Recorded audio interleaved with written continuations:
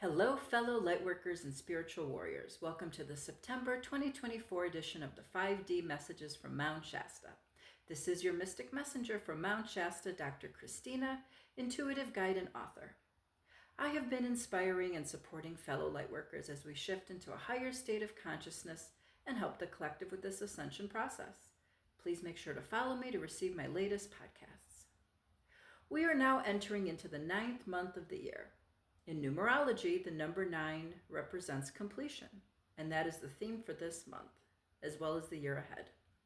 August was a relatively calm month, despite the Mercury retrograde, the Jupiter-Saturn square, and the super full moon in Aquarius. And as anticipated, Lionsgate was the highlight of last month. Since the opening of the gateway at the end of July until it closed on August 12th, the number of solar flares we experienced was unprecedented. We had several geomagnetic storms that hit the planet just as the portal was closing. It was fascinating to experience the shift in energy. It was as if this geomagnetic storm helped clear and integrate the energy of the solar activity. I think the energies of August strengthened us in some ways, because starting this month, I believe we'll be witnessing some major upheaval, which will lead us to some crumbling within the 3D world. September is full of endings.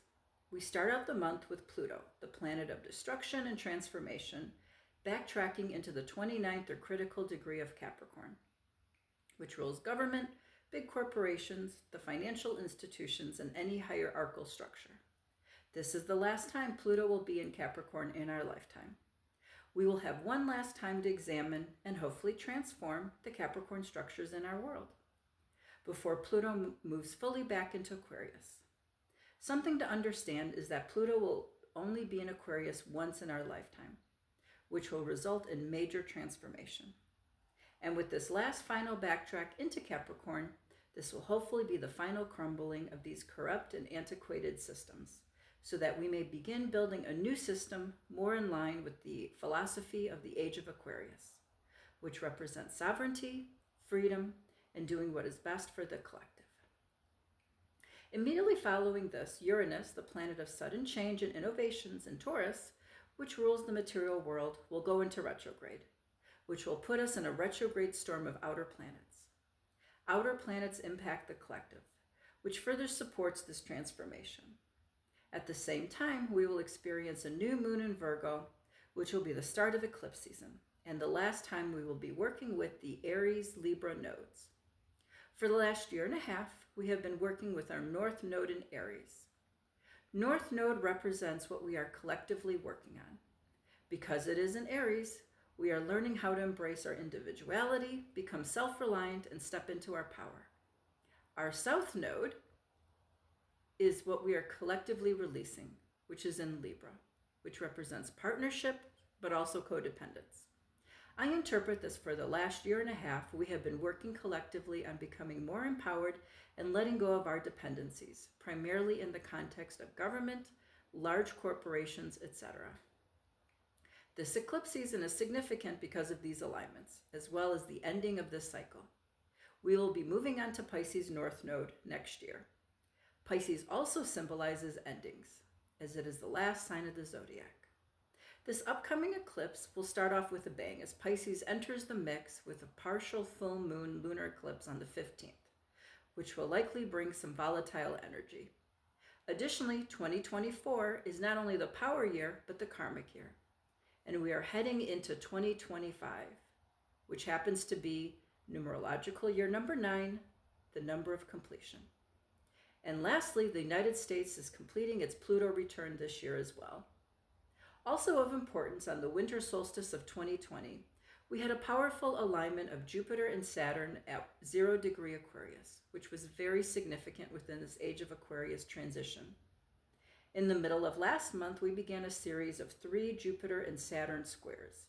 It is rare to have 1, but 3 is super significant. The next 2 will occur at the end of December and then in June. Squares create tension, and this will be felt throughout the next year. Taking all of this together, it appears as though the ending is near and hopefully the rise to a better world. Keep in mind that collectively we are moving out of the age of Pisces and into the age of Aquarius.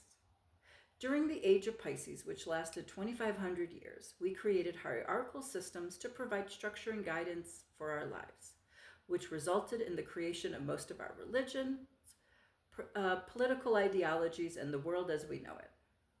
This period was dominated by hierarchy and structure because we mistakenly believed that we needed something or someone to believe in, hence the Matrix. As we shift into the age of Aquarius, our world will begin reflecting the ideology of freedom, empowerment, personal responsibility, creating community, and doing what's best for all, which is where we are headed. However, we are still in the beginning of this transitionary period. As we step into the age of Aquarius, part of this evolution in consciousness is examining the underlying program dynamics that were created in the age of Pisces and begin dismantling them. One that we are releasing is our victim consciousness, which plays out in so many areas of our life. Something that we are hopefully learning is that no one is coming to rescue us. This idea of a savior, either in religion, politics, etc., is an antiquated age of Pisces concept. It is up to us to begin making those changes so needed in the world. Another antiquated model is this hierarchy, whether in government, at work, within relationships, etc., which assumes that we have an empowered need for leadership and guidance and gives authority to others, which then creates a power differential. We are witnessing that our hierarchical structure leads to narcissistic abuse, because individuals with narcissistic traits will gravitate towards positions of power, which will inevitably result in corruption, harm, and exploitation. We need to release our dependency on these paradigms, such as big companies for our goods and wages, for example. It is time for us to take back our power. We have always held the power, but we have been programmed not to believe this is true. It is time to embrace how powerful we truly are. This evolution in consciousness is hopefully going to put an end to these hierarchical models and power dynamics, and we will be developing more cooperative strategies. We need to have win-win solutions. We are also working on releasing the notion that someone is going to take care of us, because ultimately this transition is to become more self-sufficient and sovereign. It is fascinating that the election in the United States is coming up during this critical time of completion. Many keep waiting for a candidate or a political party to fix things. If history has shown us anything, this hasn't happened. Isn't the definition of insanity doing the same thing over and over and expecting different results? It is time for us to see that this system just isn't working. Furthermore, we just keep fighting each other, which is not getting us anywhere. Cooperation and compromise are the solutions. It might be time to start the dialogue that the concept of government is part of this old paradigm. If you look at the word government or to govern, there's an inherent power dynamic. If we are self-reliant, empowered, and sovereign beings, why do we need to be governed? If you really begin scrutinizing social constructs, most of the world is set up with an underlying victim mentality and power dynamics. It is time to examine where and how we are giving our power away. I think it is time for us to vote for a new system. Because we are moving into this new age of Aquarius, it's time for some innovation in this area. I predict very soon, maybe even next year, the dismantling of our current political structure as well as corporate systems.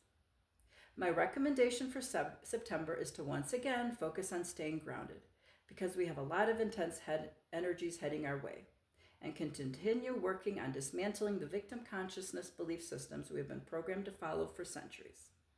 More than ever, it is also important to stay in a place of love and not perpetuate the divide. So let's keep shining the light and focusing on creating this new earth. If you would like to know more, please make sure to follow me.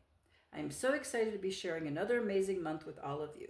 Stay tuned for my next podcast in October. Sending all of you lots of love and light from the heart of Mount Shasta.